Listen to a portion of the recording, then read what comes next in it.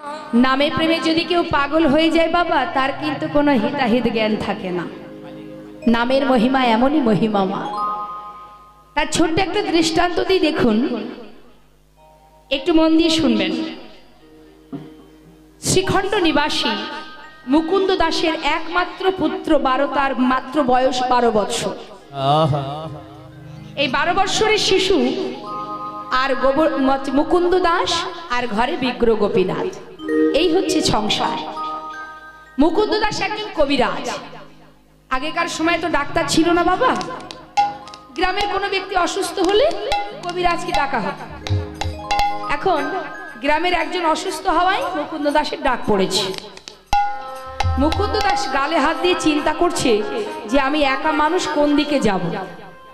একদিকে আমার ঘরে গোপীনাথের সেবা আর একদিকে আমার গ্রামের একজন অসুস্থ। গালে হাত দিয়ে ভাবছে। এখন বাবাকে চিন্তিত দেখে ছোট্ট 12 বছরের ছেলেটি এসে বলছে, বাবা তুমি বসে বসে কি ভাবছো? ছেলের কথা শুনে বাবা বলছে, দেখ বাবা আমি খুব চিন্তায় পড়েছি যে একে আমার ঘরে গোপীনাথের সেবা ঠিক দুপুর বেলা, আবার এদিকে আমার গ্রামের একজন অসুস্থ, আমার ডাক পড়েছে সেখানে যেতে হবে। আমি যে কি করব সেটাই ভাবছি। ছোট্ট পুত্র বলছে, বাবা শোনো না, তুমি এক কাজ কর, গ্রামের কাজ তো আর আমি পারবো না, ওই কবিরাজি তো আমার জানা নেই, তুমি চলে যাও গ্রামের কাজে, আর ঘরে বিগ্রহ সেবা গোপীনাথের সেবা ওটা আমি দিয়ে দেব। এই কথা শুনে বাবা বলছে, ওরে খোকা, ভগবানের সেবা বললে তো আর সেবা দেওয়া যায় না, তাকে সেবা দিতে গেলে অনেক মন্ত্রতন্ত্র জানতে হয়।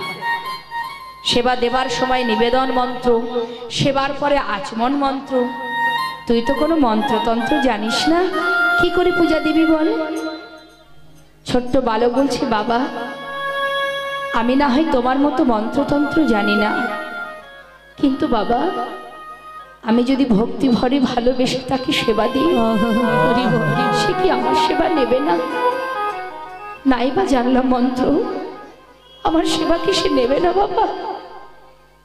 মুকুন্দ দাস চিন্তা করছে, কথাটা তো ঠিক, মন্ত্র নাই বা জানলো, যদি হৃদয়ে ভক্তি থাকে, ভক্তি ভরে যদি সেবা দেয়, ভগবান নিশ্চয়ই সেবা করবেন। যাক বাবা তুই আমাকে বাঁচা। শোন, আমি না রান্নাটাও করতে পারিনি, রান্নাঘরে সবকিছু গোছানো আছে, তুই একটু কোনো রকমে রান্না করে আজকে সেবাটা দিয়ে দিস, কেমন? ও ঠিক আছে বাবা, তুমি চিন্তা করো না, তুমি চলে যাও গ্রামের কাজে। বাবাকে পাঠিয়ে দিয়ে ছোট্ট 12 বৎসরের শিশু বাবা, সে তো রান্না করতে জানে না। মা কি করেছে, রন্ধনশালায় গিয়ে দেখছে সব কিছু গোছানো আছে কিন্তু রান্না হয়নি, তাই সমস্ত কিছু এক পাত্রে ঢেলে দিয়ে রান্না বসিয়ে দিয়েছে। রান্না বসিয়ে বলছে, শোনো গোপীনাথ, আজ কিন্তু বাবা ঘরে নেই, আমি যেমন করে রান্না করব তেমন করেই খেতে হবে তোমার। রান্না করে একটা পাত্রের মধ্যে ঢেলে নিয়ে মন্দিরে প্রবেশ করেছে বাবা। মন্দিরে প্রবেশ করে গোপীনাথকে ডাকছে, গোপীনাথ, ও গোপীনাথ, জানো তো গোপীনাথ, আজ না বাবা ঘরে নেই, আজ আমি রান্না করেছি তোমার জন্য, তুমি কিন্তু আজ একটু কষ্ট করে খেয়ে নেবে, কারণ আমি তো কোনোদিন রান্না করিনি, জানি না কেমন হয়েছে, আজ একটু কষ্ট করে খেয়ে নাও, কালকে এসে আমার বাবা তোমাকে ভালো করে রান্না করে খাও। ডাকছে কিন্তু বাবা গোপীনাথ তো আসছে না। ডাকছে, ও গোপীনাথ, দাঁড়িয়ে আছো যে, তাড়াতাড়ি এসো, খেয়ে নাও, কত কষ্ট হয়েছে জানো রান্না করতে, আমি তো কোনোদিন রান্না করিনি, এসো শিগগির এসে খেয়ে নাও। আসছে না। আমরাও তো সেবা দিই, আসে কি মা? আসছে না। চিন্তা করছে কি হলো, প্রতিদিন তো বাবা খেতে দেয়, কই আজ কেন আসছে না, কি হলো দেখি তো। চারিদিকে খুঁজতে খুঁজতে দেখছে দরজাটা খোলা। ও তাই তো, বাবা প্রতিদিন সেবা দেবার সময় দরজা বন্ধ করে দেয়, আজ তো দরজা খোলা আছে, তাই মনে হয় আসছে না। দাঁড়াও, তাড়াতাড়ি করে দরজাটা বন্ধ করে দিয়েছে। গোপীনাথ, ওই দেখো দরজা বন্ধ করেছি, এবার এসে খেয়ে নাও। ও গোপীনাথ, কখন থেকে ডাকছি তোমায়, তুমি কি শুনতে পাও না? আমার কি কষ্ট হয় না? কখন থেকে তোমায় ডাকছি, এসো গোপীনাথ।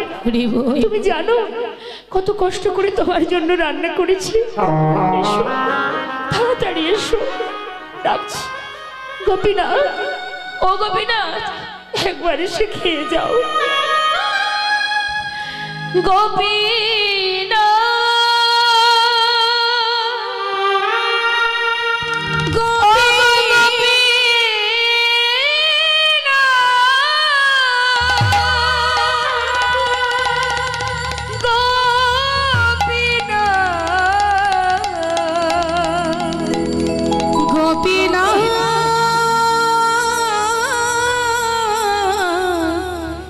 গোপীনাথ,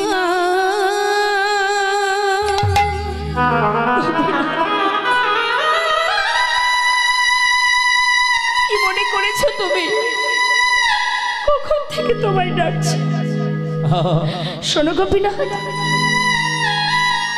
আমি যখন না খাই আমার বাবা আমাকে জোর করে খাওয়ায়। আজ তুমি আসবে না তো? দাঁড়াও, ঘর থেকে বাইরে গিয়ে খুঁজে খুঁজে বাবা একটা লাঠি জোগাড় করেছে। লাঠিটা হাতে করে নিয়ে মন্দিরের মধ্যে প্রবেশ করে বলছে, গোপীনাথ, দেখতে পাচ্ছ আমার হাতে কি আছে? আমি যখন না খাই আমার বাবা আমাকে মেরে মেরে খাওয়ায়। যদি তুমি ভালো চাও চলে এসো। কি ভেবেছো তুমি আজ বাবা ঘরে নেই তাই তুমি আসবে না? আমার কি কষ্ট হয় না? যদি ভালো চাও চলে এসো, তা না হলে এই লাঠি দিয়ে আমি তোমাকে মেরে মেরে নিয়ে আসবো। ভক্ত যেই না লাঠির ভয় দেখিয়েছে মা, ভগবান কি আর দূরে থাকতে পারে? পাথরের মধ্যে থেকে ভগবান মনে মনে বলছে, ভক্ত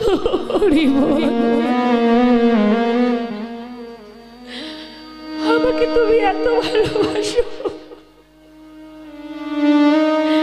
আমাকে লাঠির ভয় দেখাচ্ছ, আর তোমাকে ভয় দেখাতে হবে না। এই আমি চলে আসছি। পাথর থেকে তিনি সচল মূর্তি ধারণ করে এক পা দু পা করে পাতা আসনে এসে বসেছে। রঘুনন্দন মনে মনে চিন্তা করছে, দেখেছো এত সময় আসছিল না, যেই আমি লাঠির ভয় দেখিয়েছি আর সেই চলে এসেছে। শিগগিরই খেয়ে নাও, আজ আমি রান্না করেছি, জানি না কেমন হয়েছে, তাড়াতাড়ি খেয়ে নাও। ভগবান এক মুষ্টি পারস বদনে দিয়ে বলছে, ভক্ত তুমি জানো না ভক্ত, এতদিন তো তোমাদের ঘরেই আমি আছি, কিন্তু এমন অমৃত আমি এর আগে কোনোদিন পাইনি। আমার ভক্ত আমার জন্য রান্না করেছে, সে কি কখনো খারাপ হতে পারে? সে যে অমৃত, এই অমৃত আমি আগে কখনো সেবা করছি। রঘুনন্দন মা পাশে দাঁড়িয়ে আছে, সেবা করতে করতে বাবা প্রায় ফুরিয়ে গেছে, আর নেই, একটুখানি হাতে আছে। আর যেই না দেখেছে অল্প একটু হাতে আছে, ছুটে গিয়ে রঘুনন্দন গোপীনাথের হাতটা চেপে ধরেছে। গোপীনাথ, গোপীনাথ তুমি কেমন বলো তো? আগে তো আসছিলে না, এসেছো ঠিক আছে, খাচ্ছ খাও, তাই বলে সব খেয়ে নেবে। এখনো আমি বাকি আছি, আমার বাবা বাকি আছে, আমরা তো কিচ্ছু খাইনি, সবই তো তোমায় ধরে দিয়েছি, আমাদের জন্য একটু রেখে দাও।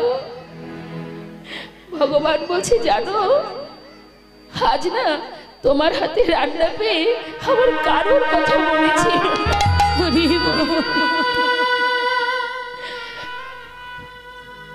ঠিক আছে, যতটুকু আছে এটুকু আমি তোমার জন্য রেখে যাচ্ছি। মা আচমন করে বিগ্রহে গিয়ে মিলিত হয়েছে, পাত্রে তো বেশি ছিল না, যতটুকু ছিল নিজে সেবা করে পাত্রটা ধৌত করে তুলে রেখেছে। যথাসময় বাবা মুকুন্দ ফিরেছে, এসে ডাকছে, রঘুনন্দন বলো বাবা, আমি যে বলে গিয়েছিলাম গোপীনাথের সেবা দিতে, সেবাটা দিয়েছিস তো? হ্যাঁ হ্যাঁ, তোমার কোনো চিন্তা করতে হবে না বাবা, আমি সেবা দিয়ে দিয়েছি। এবার আমাকে একটু প্রসাদ দিয়ে দেখি। প্রসাদ? প্রসাদ তো নেই। কেন? কোনো বন্ধু এসেছিল নাকি কোনো ভক্ত এসেছিল? কেউ আসেনি। কে আসবে? তোমার এই গোপীনাথই তো সব খেয়ে নিচ্ছিল। ভাগ্যিস আমি হাতটা চেপে ধরেছিলাম, তাই আমার জন্য একটু রেখেছিল, সেটুকু আমি খেয়ে নিয়েছি। মুকুন্দ দাস মনে মনে চিন্তা করছে যে এতদিন আমি সেবা দিই, কোনোদিন খাই না, আর আজ আমি ঘরে নেই, আজই খেয়ে নিল। মিথ্যে কথা, আমার পুত্র মিথ্যে কথা বলছে। কারণ সে তো পাথরের বিগ্রহ, সে তো এসে বলবে না, ও মুকুন্দ আমি খাইনি, তোমার ছেলে খেয়েছে। সে তো পাথর, পাথর তো কথা বলতে জানে না। যার যেমন ভাব গো মা, মুকুন্দ দাস পাথর ভেবে চিরকাল সেবা দিয়েছে, আর রঘুনন্দন সেবা দিয়েছে নিজের জন ভেবে। সে জানে আমি যেমন বাবার সন্তান, এই গোপীনাথও আমার বাবার সন্তান, তাই তো সে দেখা পেল, মুকুন্দ পেল না। মনের সন্দেহ মনেই থেকে গেল বাবা। পরের দিন মুকুন্দ দাস ছেলেকে পরীক্ষা করবার জন্য বলছে, জানিস রঘুনন্দন, তুই তো ভালো পূজা দিতে শিখে সেবা দিতে শিখেছিস, জানিস বাবা আমার না গ্রামের কাজে আজও যেতে হবে, তো তুই এক কাজ কর, আজ আর রান্না করতে হবে না, ওই ঘরে নাড়ু তৈরি করা আছে, গোপীনাথ তো নাড়ু খেতে ভালোবাসে, তুই একটু নাড়ুটা ভোগ দিয়ে দিস, কেমন? ঠিক আছে বাবা, তুমি চিন্তা করো না।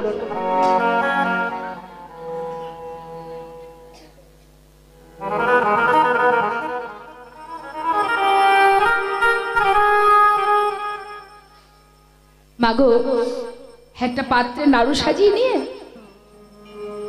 মন্দিরের ভিতরে প্রবেশ করেছে।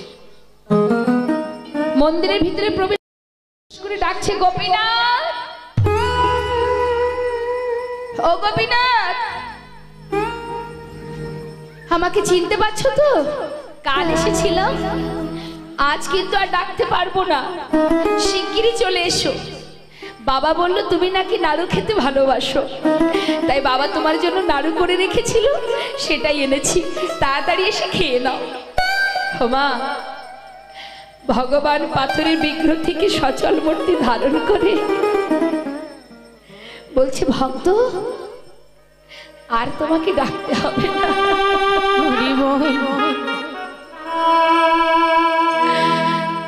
কোন ভক্ত যদি আমাকে ডাকার মতো একবার ডাকে, সারা জনম ধরে ডাকা লাগে না গো। ডাকার মতো যদি কেউ একবার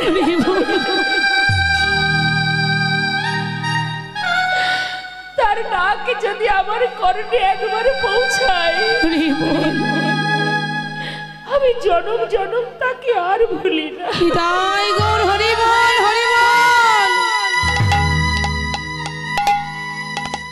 আর তোমাকে ডাকতে হবে না, এই তো আমি চলে এসেছি, মাতা আসরে বসেছি। ভক্ত, তুমি আমার জন্য নাড়ু করেছো? না না, আমি করিনি, বাবা করেছে। ভক্ত, ভগবান মনে মনে বলছে, বাবাই করুক আর যেই করুক, আমার ভক্তের হাতের ছোঁয়া তো লেগে আছে। একটা নাড়ু নিয়ে যেই না বদনে দিয়েছে বাবা, ঠিক সেই সময় রঘুনন্দন পাশে দাঁড়িয়ে চিন্তা করছে, তাই তো কালকের মতো আজও আমি দাঁড়িয়ে থাকি, আর একটু একটু করে গোপীনাথ সব খেয়ে নেবে, আজ আর তা হতে দেব না, আজ গোপীনাথও খাবে আমিও খাবো। এই বলে গোপীনাথ পাত্র থেকে একটা নাড়ু তুলে নিয়েছে, আর তুলে নিয়ে বদনে দিয়েছে। যেই না ভালো লেগেছে বাবা, অর্ধেকটা খেয়েছে, আর অর্ধেক এঁঠো নাড়ুটা গোপীনাথের মুখে।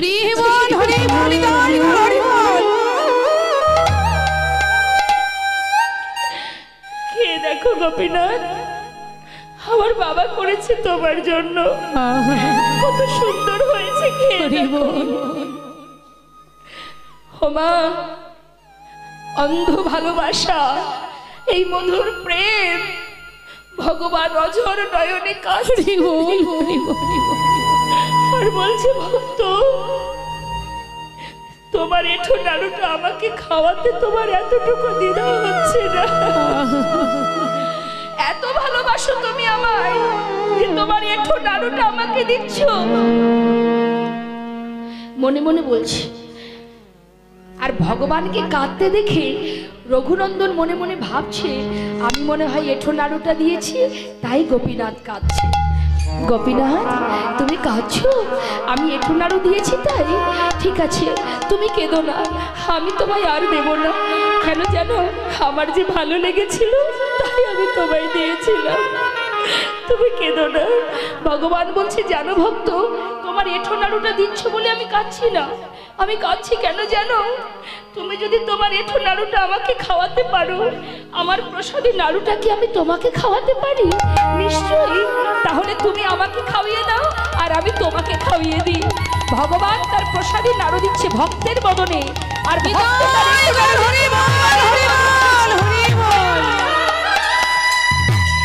ভক্ত ভগবানের মধুর মিলন,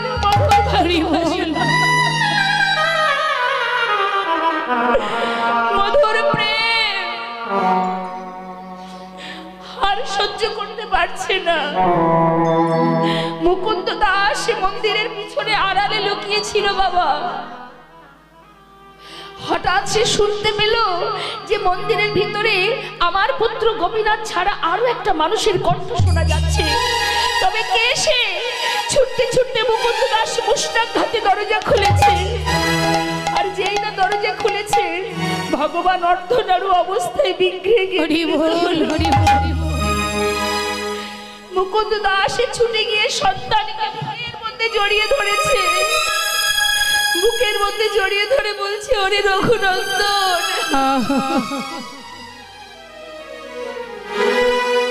রঘুনন্দন, এতদিনের সেবা আমার অযোগ্য হলো বাবা। আমি ভগবানকে সেবা দিয়েছি পাথরের বিগ্রহ ভেবে, আর তুই সেবা দিয়েছিস আপন জন ভেবে। তাই তো তুই তার দেখা পেলি, কিন্তু আমি পেলাম না। আয় বাবা, আমার বুকের মাঝে আয়। এতদিনের আমার এই অযোগ্য দেহটা, আয় আমার বুকের মাঝে আয়, তোকে জড়িয়ে ধরে। আমার অযোগ্য দেহ আমি যোগ্য,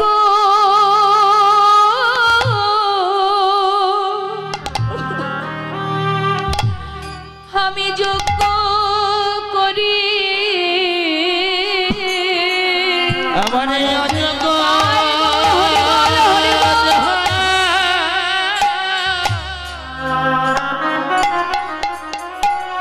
আমি যোগ্য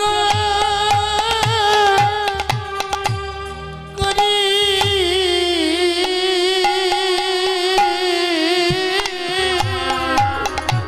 তোর মতো ভক্ত সন্তানে।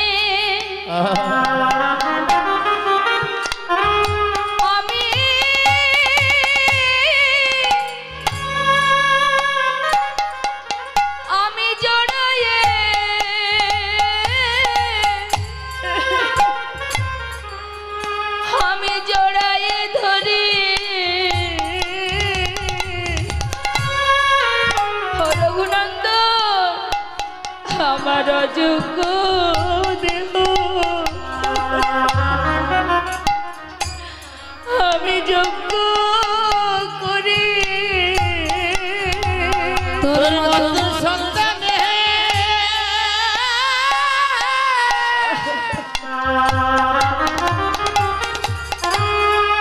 আমি জড়ায়ে ধরি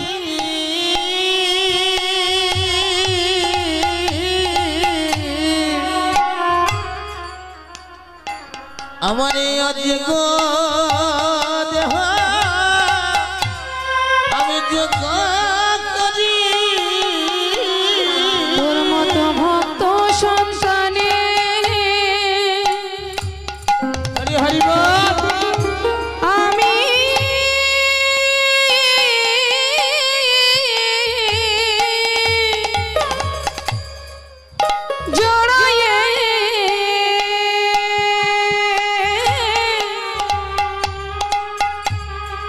জড়াইয়ে ধরি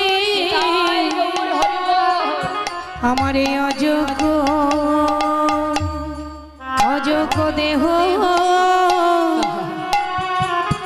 যোগ্য যোগ্য করি আমার তাপিত হৃদয় আমি ধন্য করি তোর মতো ভক্ত সন্তানে আমি জড়ায়ে ধরি তাই গৌর ধন্য করি তোর মতো ভক্ত সন্তানে হৃদয়ে ধরি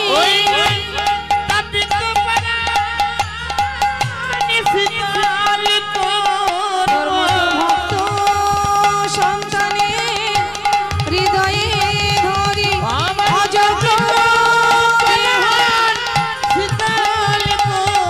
আমার মানব জনম সার্থক করি অযোগ্য দেহ যোগ্য করি আমার